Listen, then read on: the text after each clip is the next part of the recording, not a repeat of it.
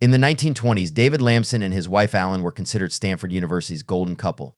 David, who had served as student body president at Palo Alto High School, went on to become a prominent writer and editor during his time at Stanford.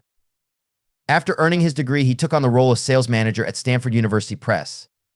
Allen, recognized for her talents as the women's editor of the Stanford Daily, had also completed a master's degree in journalism at the university.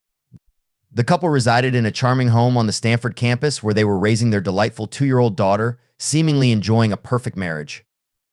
On Memorial Day in 1933, with their maid on vacation and their daughter visiting her grandmother, the couple found themselves alone in their home.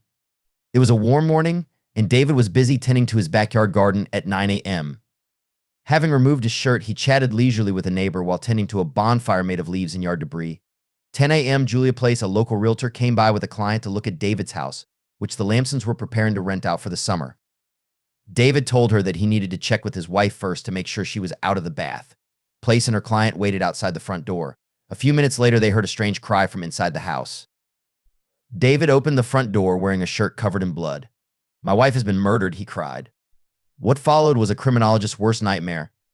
Mrs. Buford Brown, the first neighbor to arrive, found David kneeling on the bathroom floor, his wife's head in his arms, sobbing hysterically. "I induced him to leave to go into the other room." He staggered and then fell to the floor in a faint. She started cleaning up the blood in the bathroom. By the time police arrived, a half-dozen neighbors and friends had been in and out of the tiny 70-square-foot bathroom, moving evidence and tracking blood over the house. It was like a horrifying version of the stateroom scene from the Marx Brothers' Night at the Opera. Palo Alto police officers arrived to find Allen's naked body draped face down over the edge of a bathtub full of water. There was one large and 2 small wounds on the back of her head. The sheriff arrived and quickly decided it was murder. The sheriff interrogated David Lamson, whom he felt was the only person with the means and opportunity to commit the murder. Lamson, who was still in a state of shock, was fuzzy on the details of his day's activities, which made the sheriff even more suspicious. Police found a foot-long metal pipe at the bottom of the bonfire David had been stoking. Preliminary tests said there was blood on the pipe. They also found what were thought to be bloodstains on the back porch, but none on the front porch through which any intruder would have had to exit. Lamson, the only person with the means and opportunity, was obviously guilty. All they needed was a motive. The press was only too happy to oblige. The Lamson case had all the ingredients to make a city editor drool like a Pavlovian dog, a young, beautiful victim, a mysterious death, an unlikely suspect, all in the pastoral setting of Stanford University. All it needed was a little spice. Churches La Femme, the newspapers declared. It was rumored that David had impregnated Doris Roberts, the Lamsons' beautiful maid.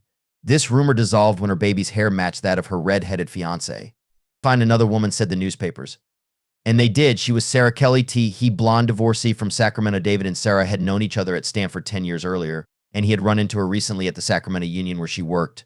The district attorney found witnesses who saw them having dinner together, but always as part of a larger group. Police found love poems Kelly had written in Lamson's office drawer, but they were poems that had been written for publication.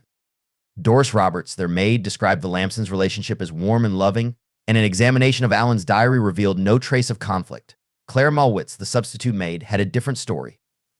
"It is time somebody told the truth," said Clara. "It is plain to be seen that someone has." Dora Roberts, frightened, Malwitz claimed that David had a bad temper and that Allen was afraid of him. Clara also confirmed reports that Mrs. Lamson was in poor health. The district attorney and sheriff tried the case in the press, painting Lamson as a devious person and stating medical testimony that an accidental death was physically impossible. To buttress their case, the prosecution hired the foremost criminologist of the day, Dr. E.O. Heinrich. The defense made a tactical error by sequestering Doris Roberts and Sarah Kelly, who hated the harsh public spotlight, but who could counteract the prosecution's attacks on David's character. This left the narrative with Clara, who loved being the center of attention. Still, there were questions. If David Lamson had killed his wife before 9 a.m., how could he have been so relaxed talking to his neighbors just a few minutes later?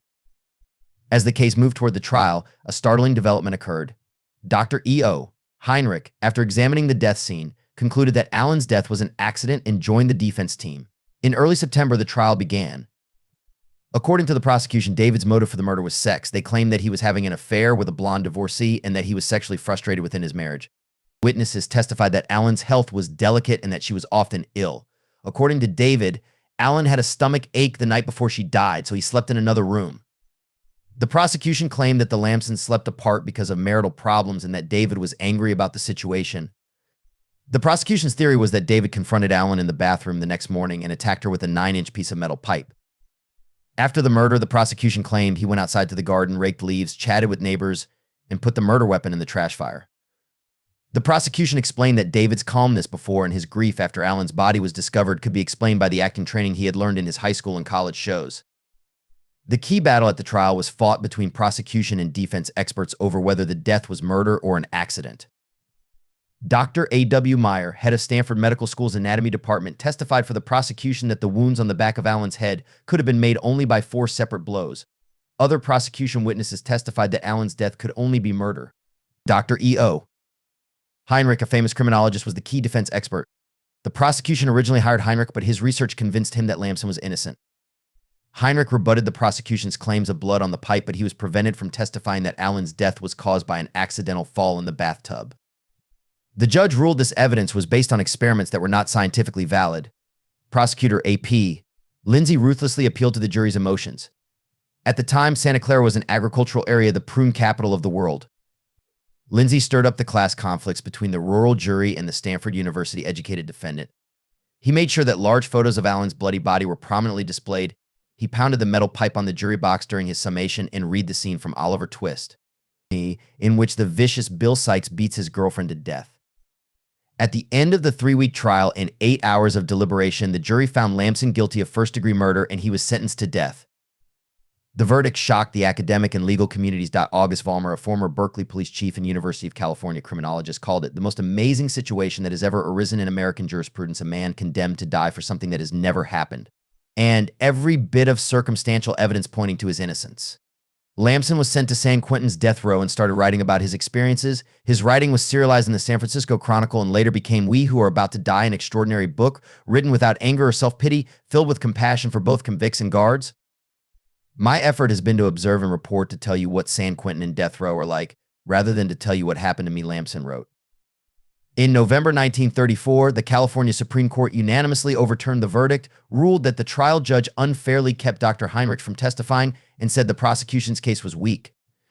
At the same time, the Chief Justice commented that Lamson was probably guilty, but that the prosecution had not proved it beyond a reasonable doubt. The second trial spanned 3 months, with the jury deliberating for 30 hours before revealing they were at an impasse.